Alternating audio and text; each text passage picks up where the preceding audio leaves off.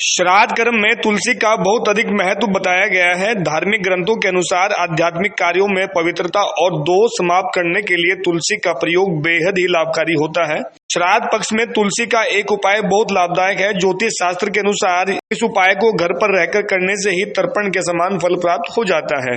तुलसी के इस उपाय को जानने के लिए हमने हरिद्वार के ज्योतिषी पंडित श्रीधर शास्त्री से बातचीत की। उन्होंने लोकल 18 को क्या कुछ कहा है, सुनिए। श्राद्ध पक्ष आ रहे हैं, 16 दिन का पखवाड़ा होता है। पूरे 16 दिन होते हैं इस श्राद्ध में। तो इसमें एक जो पितरों को प्रसन्न करने के लिए, उनको मुक्ति दिलाने के लिए जो एक उपाय ऐसा है जो बहुत ही फलीभूत होता है।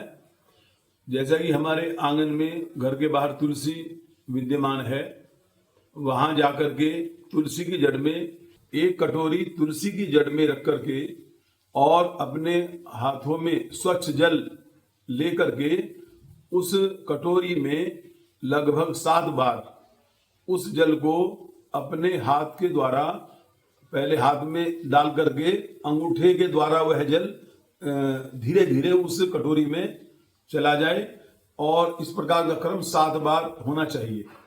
और हमारा जो मुख है वह दक्षिण दिशा में हो।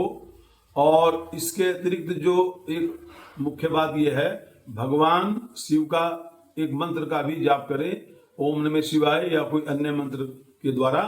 ऐसा करने से हमारे जो जैसा तर्पण करते हैं या उनको गंगा के किनारे जलांजलि देते हैं पितरों को, इस प्रकार ही उस काम का फल प्राप्त होता है।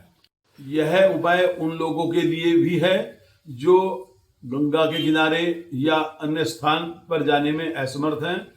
अपने घर पर ही इस उपाय को करने से उनको पितरों को प्रसन्न करने में एक सुविधा भी होगी और उसका लाभ भी होगा और उनके पितरों की शांति अवश्य होगी।